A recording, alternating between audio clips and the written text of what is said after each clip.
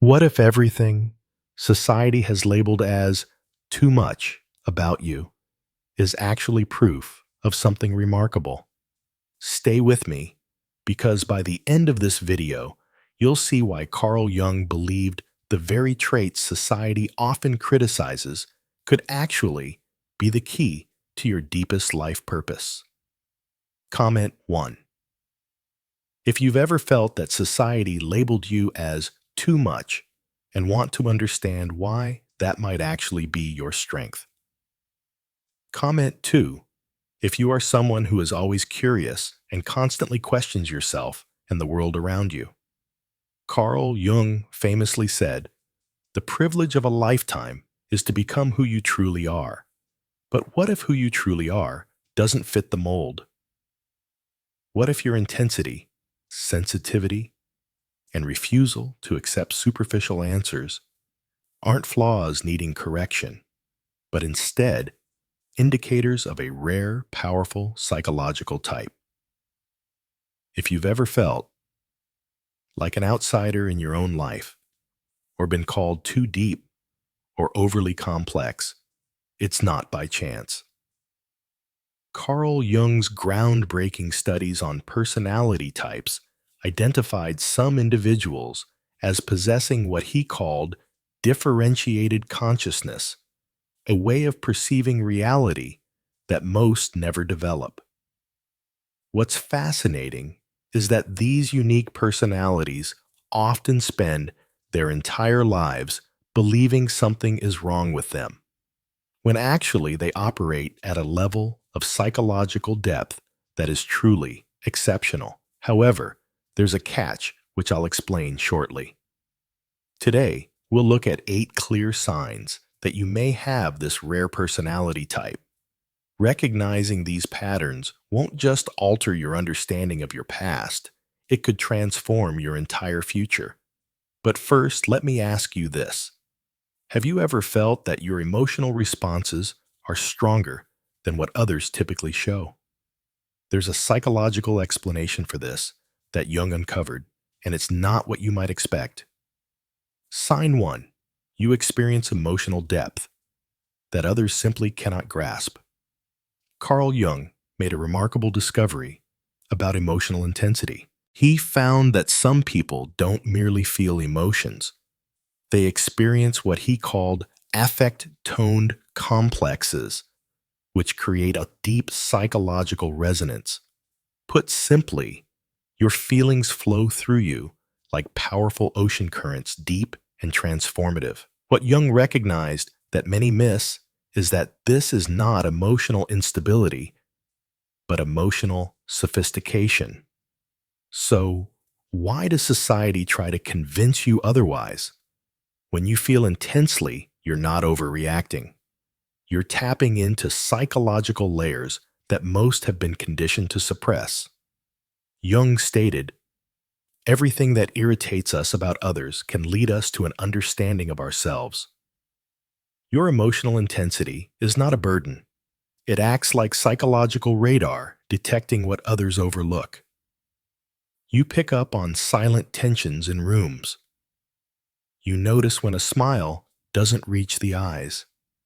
You carry emotional undercurrents from every interaction because your psyche is wired for depth rather than surface-level niceties.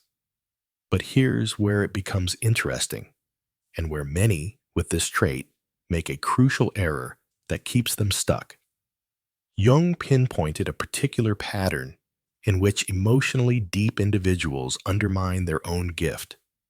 Society urges you to dial down your intensity, to act more reasonably, and to stop dramatizing everything. However, Jung realized that suppressing this emotional depth doesn't make you normal, it makes you neurotic. You begin to experience what he termed psychological splitting, where one part of you knows the truth, while another part attempts to conform. This explains why you've likely felt drained from trying to be someone you're not. But what if I told you that Jung uncovered a method to turn this emotional intensity from a burden into your greatest asset? I'll reveal that technique in sign number 6. Sign 2. You relentlessly question everything with unyielding curiosity. Carl Jung observed that most people live what he termed unconscious lives, accepting societal programming without scrutiny. But you can't help but probe deeper.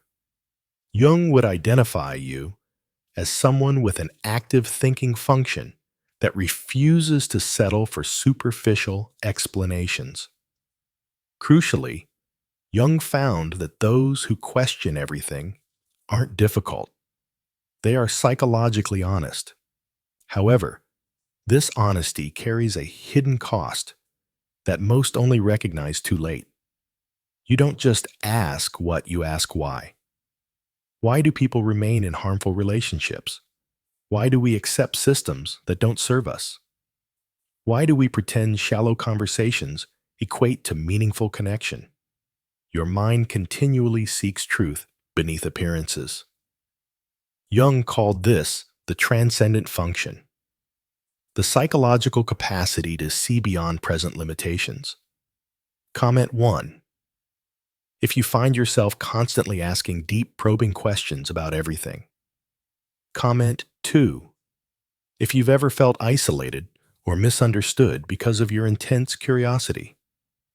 While others accept the status quo, you envision what could be different, better, and more genuine.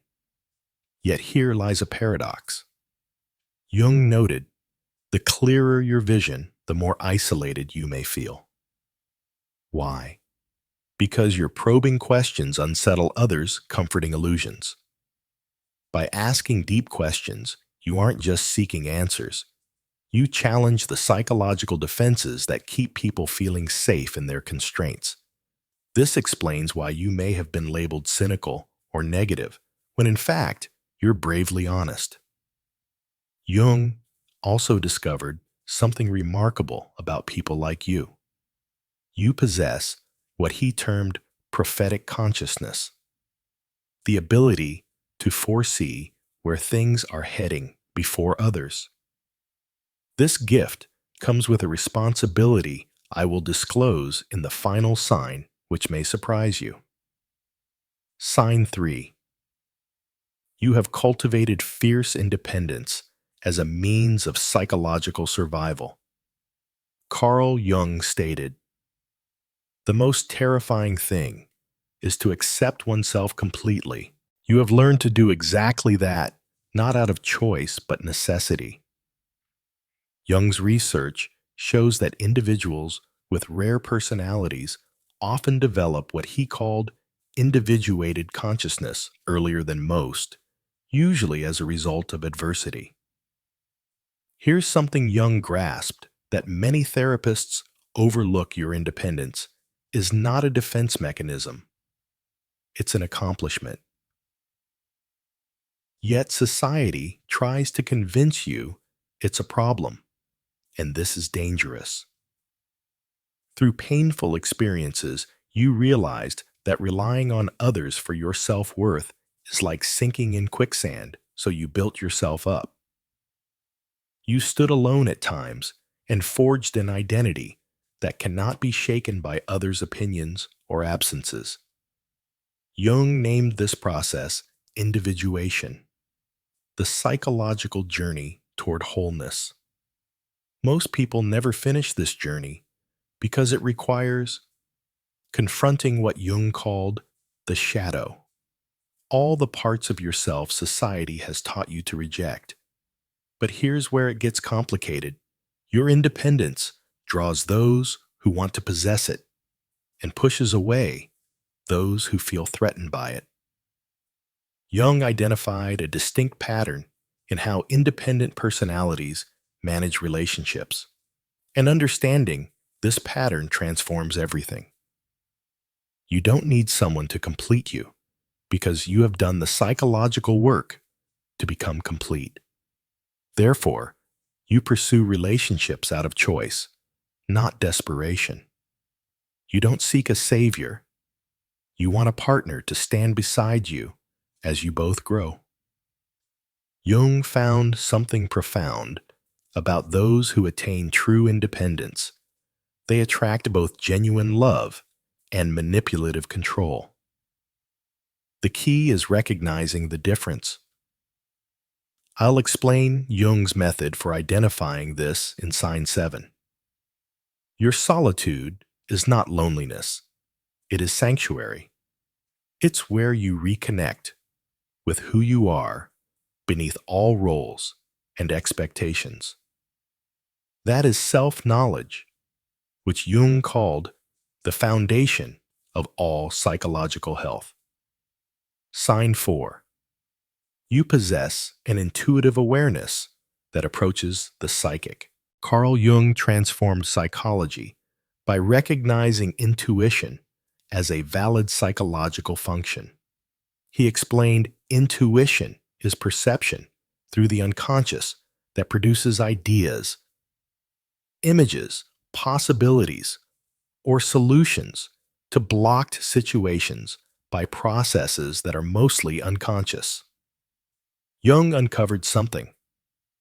Science is only now validating. Some people's nervous systems are wired to detect information others completely miss. However, this gift carries a burden that can harm relationships if not properly managed. You don't just observe others. You read their psychological states. You notice micro-expressions, shifts in energy, and the unsaid words. Jung would have identified this as evidence of what he called active imagination, the capacity to perceive beyond the obvious. When someone says they're fine, but their body language screams distress, you cannot unsee it. When a room holds tension that others ignore, you feel it deeply. This is not paranoia, but high-level psychological sensitivity. Yet here's Jung's caution. If you don't protect this sensitivity, it will wear you down. He developed a technique enabling intuitive individuals to stay aware without absorbing others' psychological chaos. Jung noted that those with strong intuitive functions often become unconscious therapists, taking on emotional labor for those around them. You regulate conversations, ease tensions, and carry silent pain because you can't help but sense it. Jung made a striking discovery about intuitive personalities. They often lose themselves while understanding others. A psychological trap ensnares nearly everyone with this trait, and recognizing it is vital for your well-being. The risk is becoming so adept at reading others that you neglect checking in with yourself. You become externally focused, constantly scanning for emotional cues, while your own needs remain unmet and unexpressed. However, Jung found that highly intuitive people can transform this sensitivity from a burden into a superpower. The key lies in mastering what he called psychological boundaries. I will share this method shortly. Sign 5. You prioritize meaning over social acceptance. Carl Jung observed, "The privilege of a lifetime is to become who you truly are. But what if being true to yourself means rejecting everything society tells you to desire?" Jung discovered that certain personalities are psychologically unable to live in authentic lives. Here's what Jung realized about people like you.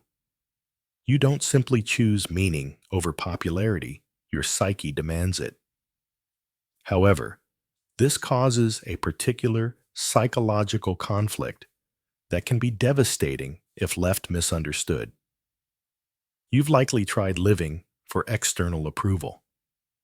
Perhaps you followed the expected script, said the right things, played the expected role, but Jung would have immediately recognized the symptoms, the gnawing emptiness, the feeling of betraying something vital, the quiet desperation beneath applause. According to Jung, living against your psychological type doesn't just feel uncomfortable. You develop what he called neurotic symptoms. Your psyche literally rebels against inauthenticity. Jung found a troubling truth: most people never experience genuine meaning because they fear social rejection too much. But people like you face a different challenge, one that's tougher but far more rewarding. You cannot pretend that shallow ambitions matter. You cannot get excited about achievements lacking depth. You cannot build relationships based on convenience rather than genuine connection. Your psychological makeup simply won't allow it. This is why you probably feel alienated within your own culture. Yet, Jung identified something extraordinary about those who prioritize meaning. They become evolutionary catalysts for human consciousness. By refusing to settle for anything less than authentic connection, you compel others to confront their own inauthenticity. When you ask the questions others avoid, you open space for truth. Living by your values rather than fears gives others permission to do the same.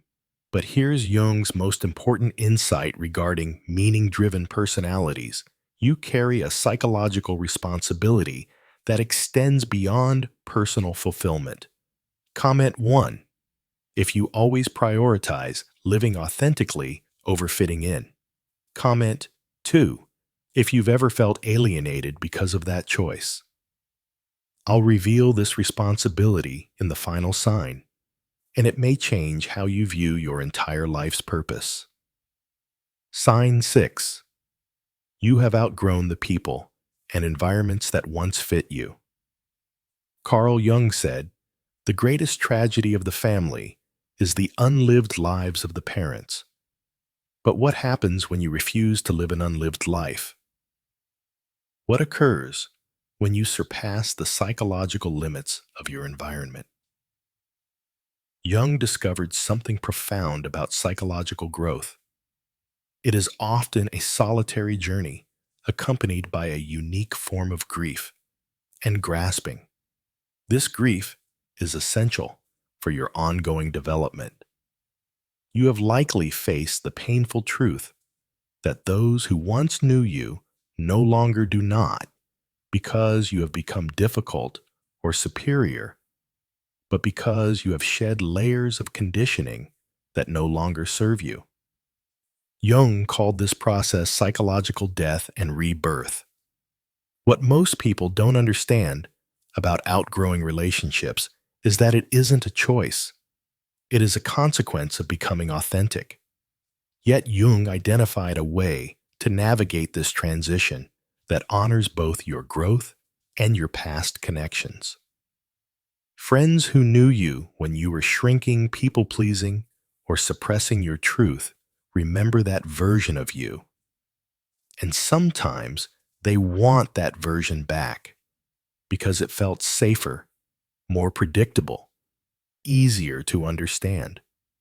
But you cannot go back. Jung understood psychological evolution as irreversible. Once you've seen behind the curtain of social conditioning and tasted authentic living, you cannot return to unconscious conformity. Jung made a striking observation about people who outgrow their environments. They often endure what he called the dark night of the soul, a period of profound loneliness that challenges their commitment to authenticity. This loneliness is not ordinary. It is existential isolation, the realization that your path is unique, your perspective rare, and your growth may require leaving everything familiar behind. Yet Jung found something beautiful in those who successfully navigate this transition. They attract relationships of exceptional depth and authenticity. The key lies in his concept of psychological resonance, how authentic people find each other. When you stop performing and start being, stop shrinking and start expanding. Stop apologizing for your depth and begin owning it, owning it, something changes in your entire relational field. Sign 7. You provide profound presence in a distracted world. Carl Jung compared the encounter of two personalities to the interaction of two chemical substances. If a reaction occurs, both are changed. But what if you are the kind of person who sparks transformation merely by showing up authentically? Jung identified a rare gift. Some possess the ability to create what he called psychological holding space. If you have this gift, you likely know the cost it exacts, but may not realize its rarity and immense value. When someone talks to you, they feel truly seen in an uncommon way. You don't merely hear their words, you sense their underlying emotional state. You don't offer quick fixes, but provide deep witnessing. You don't rush to judgment, but create a space where truth can emerge. Jung understood this kind of presence as a form of psychological healing. In your company, people remember what it means to be human, complex, contradictory, and deserving of understanding. Yet here is Jung's vital insight. Those with this gift often exhaust themselves by giving too freely. He identified specific psychological boundaries that empathetic people must learn to maintain their depth without draining themselves. You've probably found yourself acting as an unofficial therapist, emotional anchor, or safe harbor for others. While this role makes you invaluable, it can also render you invisible. You become so adept at holding space for others that you neglect to seek space for yourself. Jung found that highly empathetic personalities often develop what he called helper syndrome, a pattern of unconscious self-sacrifice that ultimately benefits no one.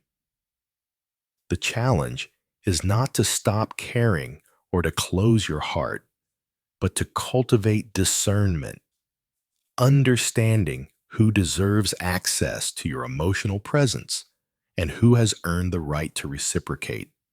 When Jung worked with those possessing natural therapeutic presence, he discovered they needed to learn a particular skill that transformed their relationships completely. I will share this skill in the final sign because it is essential for preserving your gifts without losing yourself. Sign 8. You feel a greater purpose that remains undefined. Carl Jung said, "Your vision becomes clear when you look into your heart. Who looks outside dreams, who looks inside awakens." If you have experienced a persistent sense that you are meant for something beyond the ordinary, Jung would recognize this as what he called the transcendent function, your psyche's drive toward individuation and purpose. Jung discovered that individuals with an undefined but urgent purpose are not delusional or grandiose. Rather, they respond to what he termed archetypal calling. However, this calling can become distorted, and understanding this is vital. You've felt it, that restless knowing that you have something to offer, something to create, something to express.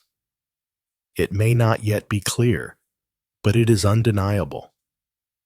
Jung saw this as evidence of what he called creative potential seeking expression. This is not about fame or recognition. It is about alignment, the psychological necessity to live in harmony with your deepest nature. Jung found that people who ignore this calling often develop neurotic symptoms such as anxiety, depression, and a sense of meaninglessness. But here is Jung's most profound insight about those driven by purpose. Your calling is not merely personal, it is transpersonal. You are not here just to fulfill yourself. You are here to serve the evolution of consciousness itself. Jung believed that individuals with rare personalities act as bridges between the unconscious and conscious realms of human experience. Through your depth, your questions, and your refusal to accept shallow answers, you aid humanity's growth. This is why you cannot settle for the ordinary. This is why superficial connections feel hollow. This is why you would rather be alone than pretend. Your psyche knows you have important work to do, work that demands authenticity, depth, and courage. However, Jung also cautioned about the dangers of inflation that can accompany recognizing your purpose. The key is balancing humility and power, understanding that you are special without feeling superior. Carl Jung devoted his career to studying personalities like yours.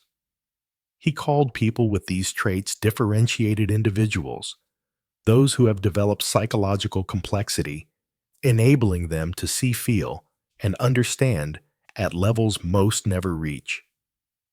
If even half of these signs resonated with you, you are not simply different. You are part of what Jung called the leading edge of human consciousness. You are among those pushing humanity toward greater awareness, deeper truth, and more authentic connection. Yes, it can be lonely. Yes, it can be misunderstood. Yes, it requires more courage than most will ever need. But Jung believed people like you are vital for humanity's psychological evolution. Your sensitivity is not a weakness, it is a superpower. Your intensity is not excessive. It is exactly what the world needs. Your refusal to settle is not difficult. It is brave. Carl Jung once said, "The most terrifying thing is to accept oneself completely." You are learning to do precisely that, and in doing so, you give others permission to do the same. Leave a comment below, sharing which of these signs resonated most with you. Share this with someone who needs to remember their own psychological uniqueness. And subscribe, because we are only beginning to explore what makes you extraordinary. Comment 1. If at least one of these signs truly resonated with you, or 2. If you want to share your own journey of becoming who you truly are. And don't forget to share this video or article with someone who needs to hear this. Remember, you are not too much. The world is too little. And Jung knew that people like you are the ones who change that.